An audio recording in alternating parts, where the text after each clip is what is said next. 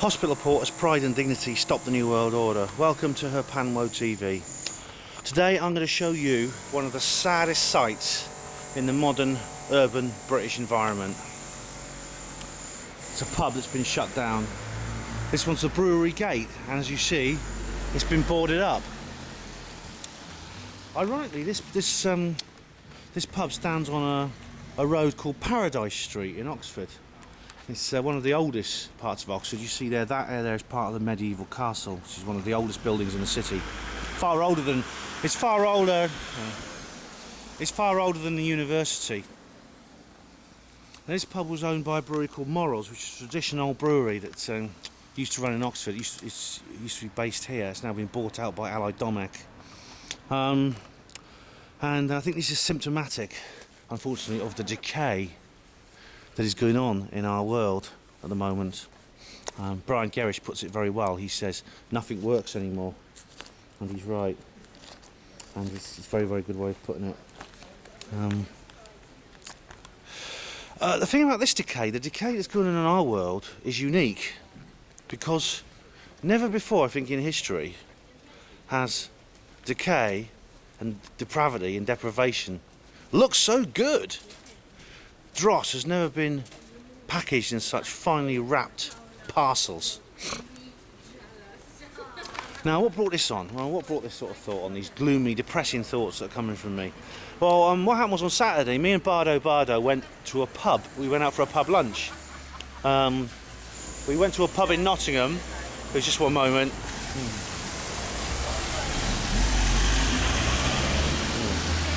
We went to a pub in Nottingham, which is not one of these small holding pubs or free houses.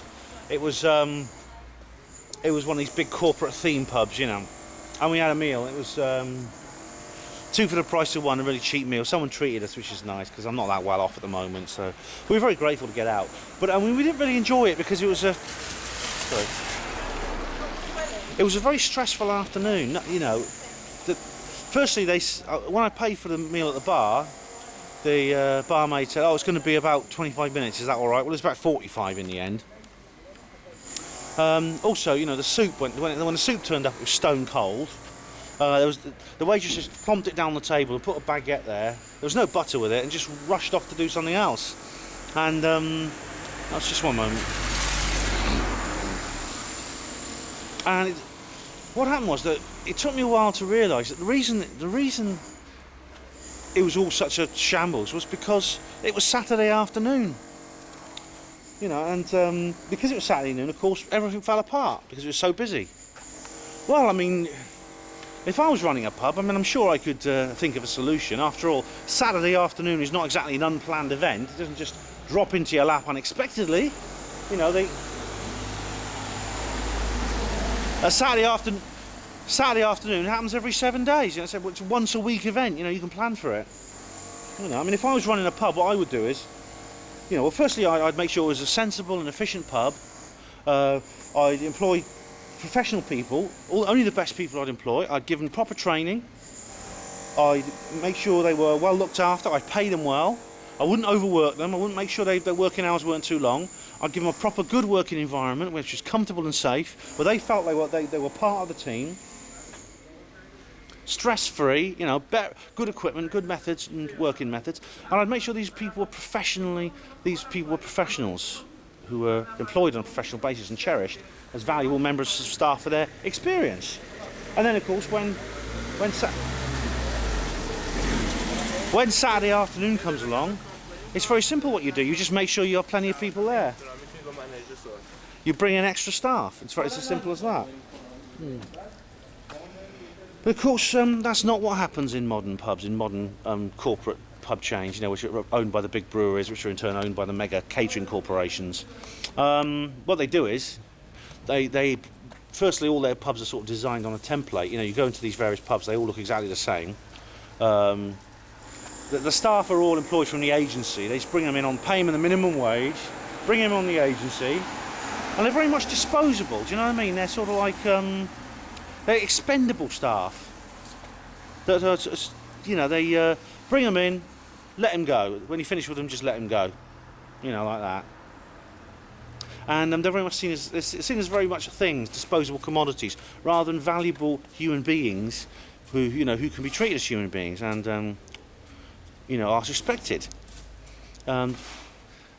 So that's what they do, and so no one at that pub probably has any experience, But a lot of them are just, a lot of them are foreigners, and I mean, I'm not one of these people who says get rid of the foreigners and everything will be fine. No, I don't think that at all. I don't think there's anything wrong with having foreign workers in this country, and I don't think we should, stopping them. I think that's just an excuse, and it's a diversion, and well, I've spoken about that on my other videos anyway. It's like I said, if something doesn't work properly, you fix it. Right? If something didn't work properly at my pub, I would implement the measures that I've just told you about. Thing is, if things don't work in the modern world, what very often happens is they just redecorate, or they give the staff new uniforms, or they give the pub a new name, or they just rebrand it.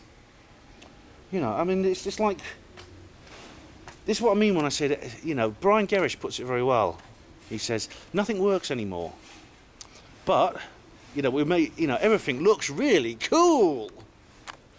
When my hospital wanted to improve its image, rather than improving the service, because the NHS is in a terrible state now, they spent £100,000 redecorating the main entrance so it looks like the entrance to some posh hotel. And people walked in there. The idea was that they'd be so sort of like bowled over by the glory of this nicely designed front entrance. They would get to the wards and they wouldn't notice the overworked nurses and the shit on the floor and the basic squalor of the place. This is what they do. You see, they paper over the cracks. This is what it's all about now. Papering over the cracks, painting over the rust like a second-hand car salesman. It's everything is rotten, everything is cheap, everything is nasty, everything is inefficient, but it all looks so nice. These pubs are so smart and they're so clean and they're so oh yeah. And you go to these hotels, they're so well decorated, they're designed by people with art degrees. And this is the problem, there's an entire sector of jobs and occupations now for making crap look good. Management consultancy, public relations, marketing and advertising. It goes on and on and on, and it really is a growth industry. Oh, dearie me, what are we going to do? If only they put this much effort, the amount of effort they put into fixing things that aren't broken and changing things that don't need to be changed. Just imagine if they put that much effort into changing things that needed changing and repairing what was broken, but they don't. No, we've got to make things look better. We're going to rebrand, we're going to redecorate. Let's give the staff new uniforms, man. What a load of bollocks. And the casualties of this New World Order are pubs like these, traditional pubs. Brewers since 1782, Morals, the Brewery Gate. This pub's been here for centuries, and now it's boarded up for the first time in hundreds of years. No, it's gone out of business because it can't compete, it can't hold its head up in the world of globalist corporations. But I love old pubs like this. I love them. I don't want to walk into a bloody pub and see polished timber, and bottles of these stupid bottles of coloured water and brass pipes. You always know these pubs because there's brass pipes everywhere. There's brass pipes over the bar and there's brass pipes up the pillars, and uniformed bar staff with little name badges. Hello, my name's Lisa and I'm qualified to pour Guinness. Oh, yeah, I don't want that kind of shit. I don't want clean toilets where you walk in there and my skin comes out in eczema because it's so damn clean. You could do operations at my hospital in that toilet. It's so fucking clean, and I come back with lesions because my immune system goes into overdrive. Because, I get an autoimmune disease. What I want to see is I want a pub like this with sawdust on the floor and broken glass in the toilets. I want cracked old timber, and I want seats with the stuffing coming out of them. I want to see drip trays with mould growing in them. I think there should be a cure for tuberculosis in the drip trays. No, a pub is not a proper pub unless it has that. It's got a jar of pickled eggs on the bar. It's got a dartboard. Oh, and I want, and as for As for the bloody uniform bar stuff, no, I want to see a barmaid with a blouse cut down to her waist and a cleavage like the Avon Gorge. That is a proper pub. That's how pubs should be. Pubs always used to be. And, you know, pubs like that are genuine. They're honest. They're decent. You don't walk in there and feel like you've been mentally fooled and and emotionally manipulated. They may not be as clean as these corporate theme parks, but I don't know, I've missed them. I really do miss pubs like this, and I mean, I do hope one day this pub will reopen. Yeah. Thanks for watching HPANWO TV. Hospital Porters, Pride and Dignity, stop the New World Order.